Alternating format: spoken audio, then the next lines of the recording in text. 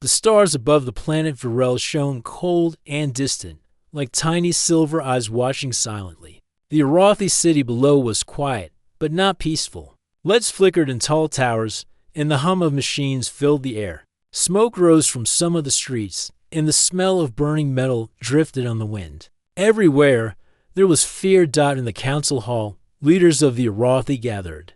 They were not young. Their skin was pale green, their eyes wide and glowing faintly. They whispered to one another, but no words could cover the fear in their hearts. The machines had come faster than anyone expected. Cities fell in hours. Farms, forests, even the great crystal gardens of Varel had been burned or crushed by the swarm. Iran, one of the council elders, paced slowly. His long fingers drummed on the edge of the central table. "We have no fleet left," he said. "No armies. We cannot stop them." Another elder, Lyra, shook her head. "We cannot flee," she said. "Every escape route is blocked. Every ship we launch is destroyed. Soon, there will be nothing left of Varel, nothing left of us." Silence filled the hall. Outside, the city trembled with distant explosions. Machines moved like insects across the horizon, black shapes that burned and crushed anything they touched. The Arathi had fought hard, but the machines did not tire. They did not feel pain. They only destroyed. Iran stopped pacing. He turned to the council. "There's one chance," he said. "One hope left. We can send a message to the frontier. Maybe. Maybe someone will answer." The other leaders stared at him. The frontier was dangerous. Most believed the stories were myths, tales to scare children. They spoke of the Deathworlders, humans who came from a planet where nothing was safe, where storms tore the land apart and creatures hunted in the dark. Few had seen them. Fewer still had lived to tell the tale. "But they are humans," Lyra said. "They are unpredictable. We do not know their ways. What if they refuse to help?" Iran nodded. "We have no choice. If we do not ask, we die. If we ask, we might live." The council agreed. A message was sent, a long pulse of light and code that traveled faster than any ship could. It carried every detail of the crisis, every map, every desperate plan. It called for help. Far away, in the edge of the galaxy, the message arrived. A human ship, small and fast, floated in space near an uncharted star system. Inside, the crew worked quietly. Ryan Hale, the captain, studied the console, his dark hair falling into his eyes. He did not look surprised when the alarm flashed. Humans were used to sudden trouble. They were used to danger. Laura Grant, the pilot, leaned over the console. "What is it?" she asked. Her hands moved over the controls, ready for anything. "A distress signal," Ryan said. "From an alien world. They are under attack." Kevin Brooks, the engineer, whistled softly. "Hope they are not too far gone." "Looks serious." Mia Turner, the medic, checked the medical kits. "If they need help, we go." "Simple," Ryan nodded. "Prepare the ship. We are going to see what we can do."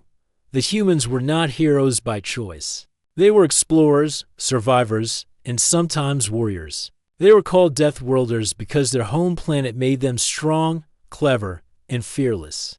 Danger had been part of their lives since birth. They did not hesitate. They did not question whether the message was dangerous. They only knew someone needed help when the human ship jumped into faster-than-light travel. The light of distant stars stretched into lines. The journey was long, but the crew worked together silently. Each of them knew their role. Ryan plotted the course. Laura checked navigation. Kevin monitored engines. Mia kept a watch on the crew. They were calm, even as the machine swarmed toward through Varel. On Varel, the situation grew worse. The machines moved like a tide of black metal. Entire districts were gone in minutes. The Arathi tried to fight, but their weapons barely slowed the swarm.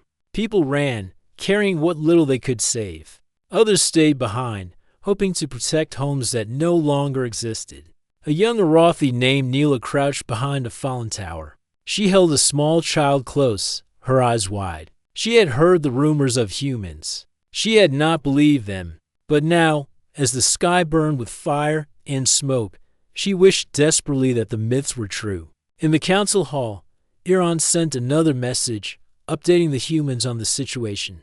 Please hurry, he whispered. We did not have much time. Far away, Ryan read the update. He frowned. Looks worse than I thought, he said. We need a plan. Laura leaned back in her seat. We can't just fly in blind, she said. We need to see what we are facing. Kevin rubbed his chin. I can get some improvised weapons ready. Nothing fancy, but it might help. Mia looked at them. And we can treat the wounded as soon as we arrive. That is the best we can do right now. Ryan nodded. We go in fast. We strike where they least expect it.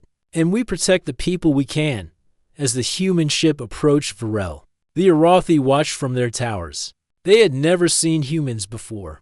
They had heard stories of Deathworlders, humans who could survive anything, fight anything, and never stop. Many Arathi were afraid. Some hoped desperately. The humans did not announce themselves. They slipped through the clouds and smoke, scanning for danger. Machines moved below, hunting, crushing, burning. Ryan's hands moved over controls, calculating risks, angles, and speed. Laura guided the ship through tight spaces between falling towers and debris. Kevin monitored energy readings. Mia checked communications, ready to help. Neela held the child tightly. From the sky, she saw a small human ship moving boldly through the chaos. It was like watching a predator in its own element, calm, powerful, and unafraid. She could not believe her eyes. Could these beings really help? Could they survive here, in the midst of so much death? The humans reached the city center. Machines turned toward the approaching ship. Ryan and Laura coordinated. The ship's weapons fired, hitting key machines. They did not destroy the swarm, but they slowed it, creating openings for the fleeing Arathi. Kevin's makeshift devices worked surprisingly well. Small explosions took out clusters of machines. Mia guided survivors to safer zones, her calm voice helping them move quickly. The Arathi Council watched in disbelief. They are humans, Lyra whispered. The stories were true. Iran's hand shook slightly. They are the Deathworlders, he said. And they have come to help us. Even as hope began to rise, the machines adapted. They shifted, reorganized, and came at the humans with new tactics. The humans did not panic. They moved together as one. Ryan gave orders clearly. Laura executed maneuvers perfectly. Kevin adjusted weapons on the fly. Mia healed, guided, and encouraged. The city burned around them. The sky was dark with smoke. Screams echoed in the streets. But the humans were calm. Their presence alone gave the Arathi courage. For the first time in hours, the survivors believed they might live. Neela whispered to the child. See them, she said. They came from the dark. They are not afraid. The child nodded, eyes wide. For a moment, even the fire and smoke seemed less frightening. The humans were here. The Deathworlders had emerged from the dark. Aaron looked at the humans on his screen. He felt a spark of something he had not felt in days. Hope. The machines were strong. But the humans were stronger in ways the Arathi had not understood. They fought not because they were told, not because they were forced, but because it was who they were. The council whispered among themselves. Maybe we are not alone, Lyra said. Outside, the humans moved through the city like shadows. They did not hesitate. They did not slow. They struck, they guided, and they survived. They were different from anything the Arathi had faced before. And in that moment, as fire and metal filled the city, the first hope in a long time shone bright. The Arathi had sent a call for help, and from the dark, the Deathworlders had answered. The battle was far from over. Many challenges lay ahead, but for the first time, the Arathi believed they might see another dawn. The human ship hovered above the city, its engines low and steady, cutting through smoke and falling debris. Ryan Hale watched the streets below. The machines moved in strange, coordinated patterns, black and silent, crushing everything in their path. He knew this would not be easy. The Arathi needed more than firepower, they needed hope, guidance, and courage. Laura Grant sat at the controls, hands steady as she weaved the ship through broken towers and rubble. Sparks flew from shattered buildings, and the heat from fires made the air shimmer. We are close to the council hall, she said, her voice calm but firm. If we could reach them, we might help coordinate the survivors. Kevin Brooks leaned over the weapons console, adjusting energy pulses and checking the makeshift devices he had rigged. These old city defenses aren't much, but we can use them. I can make them hit the machines in bursts, enough to slow them down. Mia Turner moved among the crew, checking emergency medical supplies. She packed bandages and stimulants into small kits. People are injured badly, she said. We need to get to them quickly. Ryan nodded. We split into teams, he said. Laura, you keep the ship moving and cover the streets. Kevin, you set up defenses where we can. Mia, you guide survivors and treat the wounded. I'll move with the first group to the council hall, outside. The Arathi watched from shattered windows and rooftops. They could not believe their eyes. The humans moved with a strange calmness. They did not hesitate, even as the machines tore through neighborhoods and farms. Children clung to their parents, hoping the stories of the Deathworlders were true. And now, it seemed they were. Ryan led a small group down the main streets. Smoke and fire burned all around them. Machines of all shapes and sizes marched forward, but the humans did not falter. They moved with purpose, ducking under falling metal, jumping over wreckage, and striking at the machines with whatever they could. Move. Ryan shouted to a group of survivors trapped near a collapsed tower. Follow us. The Arathi obeyed, fear in their eyes but hope in their hearts. Humans were strange to them, small, fragile, yet terrifyingly strong. They worked together, not waiting for orders, but moving as one. Kevin activated a series of improvised energy traps along the streets. Small explosions erupted, taking out swarms of machines. Sparks flew, and some machines toppled over. The humans did not celebrate. They kept moving, clearing paths for the survivors. Mia guided a group of wounded Arathi to a safer area. Her voice was calm, steady, and reassuring. Keep moving, she said. We will get you to safety. She treated burns and cuts even in the middle of chaos. And the survivors began to believe that someone cared enough to fight for them. The first group reached the council hall. Iran and Lyra stood at the entrance, pale and worried. But their eyes widened at the humans' arrival. Ryan approached them. We are here to help, he said. We need to know what you can do, and we will handle the rest. Iran nodded. We can fight, but our weapons are weak. Our forces are scattered. We do not have much time. Ryan studied the city layout. Then we make the most of what you have. Every street, every building, every open area, use it. We slow them, funnel them, confuse them. Then we strike where they least expect it. Laura's voice came over the communicator. Ryan, there's a large cluster approaching from the north. If we don't act fast, they will reach the council hall in minutes. Ryan looked at the map and nodded. Kevin, can you set traps along the northern street?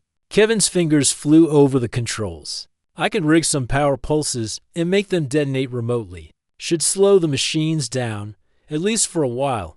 Outside, the machines advanced. They did not tire. They did not hesitate. They crushed everything in their path. But the humans were ready. Explosions rocked the street as Kevin's traps detonated, toppling some of the machines. Others paused, trying to reorganize, but the humans pressed forward. Guiding the frightened Arathi along safer paths, Neela, the young Arathi girl, watched from a safe distance with her small companion. She could hardly believe her eyes. These humans were small, but they moved like giants. They struck the machines, pulled survivors from danger, and never seemed to fear the chaos around them. Are they really alive? She whispered to the child. They are, fighting like nothing I have seen before. The child nodded. Yes, they are helping us. Inside the council hall, Ryan spoke quickly with Iran and Lyra. We need information. How many survivors? Where are the wounded? And what areas are completely overrun? Iran answered as fast as he could. Most civilians are in the lower districts. The northern and eastern sectors are almost destroyed. Some soldiers are still fighting near the factories, but they cannot hold for long. Ryan nodded. Good. We use the factories as a trap. We funnel the machines there, then hit them with everything we have. Laura, can you cover the streets from above? I can, she said. I'll guide you through the safest routes and fire where needed. Mia prepared the wounded to move towards safer buildings. We need to act fast, she said. The people cannot stay here. Outside, the humans led groups of Rothi through narrow streets, over rubble, and past burning buildings. Ryan moved like a shadow, alert and precise. Machines tried to attack, but the humans countered at every turn. Even when a machine leaped at them from the side, they reacted without fear. Kevin's devices created small explosions, slowing the machines. The humans set barricades and traps with whatever they could find. Broken metal, fallen towers, and even the remnants of destroyed vehicles became weapons. Every step was calculated. Every action mattered. The humans reached the factories. The Arathi soldiers were exhausted, their weapons weak. Ryan moved among them, giving directions. Hold the line here. Use the corridors. We can make them bottleneck and destroy them in smaller groups. Laura's ship hovered above, firing precise energy blasts at approaching machines. Sparks flew, and some machines toppled over, but more kept coming. The humans did not panic. They were used to this. Kevin's traps went off again. Machines fell in bursts. Ryan led small squads to strike at weak points. Mia tended to the wounded, calming them as they moved. The Arathi began to believe. Perhaps they could survive. Neela stayed close to the action, watching humans fight with precision and courage. She could see why they were called Deathworlders. They did not fear anything, even in the heart of chaos. They were small, fragile, and yet more powerful than any machine, hours past. The humans never stopped. They guided, protected, and fought. The machines adapted, but so did the humans. Every corner had traps, every street had guides, every building had defenders. Slowly, the tide began to shift. Iran and Lyra looked at each other in disbelief. I did not think it was possible, Lyra said. They are small, but they are unstoppable. Iran nodded. They are not just helping us fight. They are teaching us to survive. For the first time in days, I believe we might live. The humans continued their work. Ryan coordinated attacks, Laura covered streets from above, Kevin improvised traps, and Mia tended to survivors. They moved as one, a small but terrifying force against the endless machines. As night fell on Varel, fires still burned and machines still roamed. But the humans held the city. They had slowed the swarm, protected the survivors, and given the Arathi hope. For the first time, the Arathi could believe that the end was not near. Neela whispered to the child, "See them? They are from the dark, and they do not fear anything. Maybe we can survive too." The child nodded, holding her hand tightly. "Yes," the child said softly. "They will protect us." Ryan looked around at the streets and buildings. They had done what they could for now, but the war was not over. More challenges were coming. More machines would arrive. But the humans were ready. They had come from the dark frontier, from a place where only the strong survived. They were Deathworlders, and they would not stop. The Arathi watched from safe positions. Fear slowly replaced by hope. The humans were not just fighting machines, they were showing that courage, intelligence, and determination could survive against anything. And in the dark city of Virel, as fire and smoke filled the air, one truth became clear. The Deathworlders were here, and as long as they fought, the Arathi had a chance to live. The city of Virel burned through the night, but the humans never slowed. Ryan Hale moved through the streets with careful steps, scanning for any sign of the machine swarm's core forces. They had fought for hours, but he knew the fight was far from over. The machines were organized. They were relentless. If the humans did not find a way to strike at the heart of the swarm, the city and the people would be lost. Laura Grant hovered above the city in the ship, her eyes scanning the streets below. Her hands moved with precision, dodging falling debris and directing the survivors. "Ryan," she called through the communicator, "I see a concentration of machines near the old energy plant. There are more than we expected. They are coordinating somehow." Ryan nodded. "Good work. Kevin, can you set up a trap there?" Kevin Brooks adjusted his controls. "I can rig a series of pulses from the nearby buildings and power lines. If timed right, it could knock out a chunk of them." Mia Turner guided the wounded and frightened civilians through narrow alleys and back streets. She spoke calmly, even when explosions shook the buildings around her. "Stay close," she told the survivors. "We will get you to safety." Neela, the young Arathi girl, followed the humans as closely as she dared. She had never seen creatures like them. They were small, but they moved with a confidence and skill that seemed impossible. Each step they took, each decision they made, was calculated. The Arathi soldiers, exhausted and fearful, began to see that they could survive if they followed these humans. The humans reached the energy plant. Machines had gathered around it, trying to tap its power for their own use. Ryan studied the layout, tracing the paths and weak points. "Kevin, set the charges here and here," he said, pointing at critical junctions. "We will force them into the open, then hit them with everything we have." Kevin nodded, moving quickly to set the improvised devices. Sparks flew as he connected lines, testing pulses and adjusting triggers. He worked fast but carefully. The humans were small, but they were terrifyingly effective. Every action counted, and Kevin knew that a single mistake could cost lives. Laura guided the ship closer, firing precision blasts at approaching machines. Some fell, others staggered, but they kept coming. She spoke to Ryan over the communicator. "They are adapting. They are trying to flank your position. You need to act fast." Ryan turned to the Arathi soldiers nearby. "Hold the corridors. Don't let them pass. We create the funnel. The machines will follow, and then we strike." Mia continued to move among the survivors, comforting them, giving them hope. "Keep moving," she said. "Do not stop. You are safe with us." Hours passed, but the humans pressed on. The machines were relentless, but the humans were prepared. Ryan led small teams to hit weak points, pulling back when necessary, and striking again with precision. Every move was coordinated. Every step was calculated.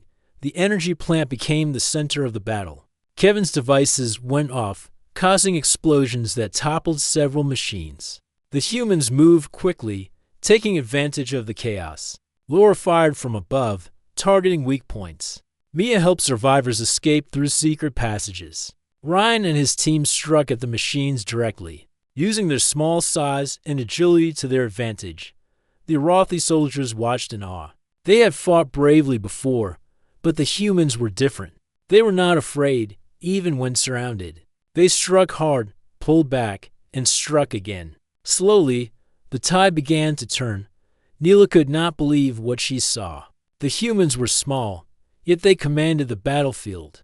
They moved like shadows, striking at machines and leading the survivors. She whispered to the child she held close. "See them? They are small, but they are stronger than anything we have ever faced." The child nodded, eyes wide. "Yes, they will protect us." As the first light of dawn broke over the horizon, the humans had achieved something remarkable. The machines had been slowed. Many had been destroyed. The survivors were safe, at least for now. But Ryan knew this was only the beginning. He gathered his team in a ruined building near the energy plant. "We have bought some time," he said. "But the swarm is still out there. We need to find their command center. If we can hit it, we can stop this." Kevin nodded. "I have been analyzing their patterns. There's a network they use to coordinate. If we can disrupt it, the machines will lose organization." Laura leaned forward. "Do we know where it is?" Ryan shook his head. "Not exactly, but we can track signals. They are strong near the central district. We move carefully. We hit fast. And we finish this." Mia checked the civilians nearby. "They need protection. We cannot leave them behind." Ryan agreed. "We will take care of them. But first, we need to end this war before more are hurt." The humans prepared to move. They gathered supplies, checked weapons, and mapped routes. The Arathi followed, cautiously, but with renewed hope. For the first time in days, they believed survival was possible. As they approached the central district, the machines reacted. They seemed to sense the humans' intent. Clusters of black metal moved swiftly to intercept them. Ryan signaled Laura to attack from above. She fired precision blasts, taking out the nearest machines. Kevin set new traps, and Mia guided survivors to safety.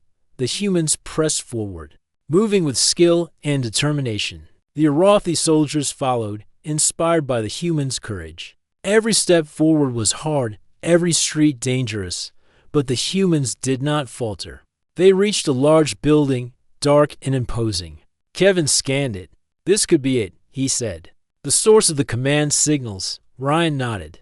"We go in carefully. Quiet, fast, and precise. Laura, cover from above. Mia, stay near the civilians. Kevin, help me disable any defenses inside." The humans entered the building. Inside, shadows moved. Machines patrolled the halls, sensing intruders. Ryan led the team through narrow corridors, striking silently and efficiently. Kevin rigged small energy pulses to disable security systems. Mia guided the survivors to safe rooms along the way. The command center was larger than expected.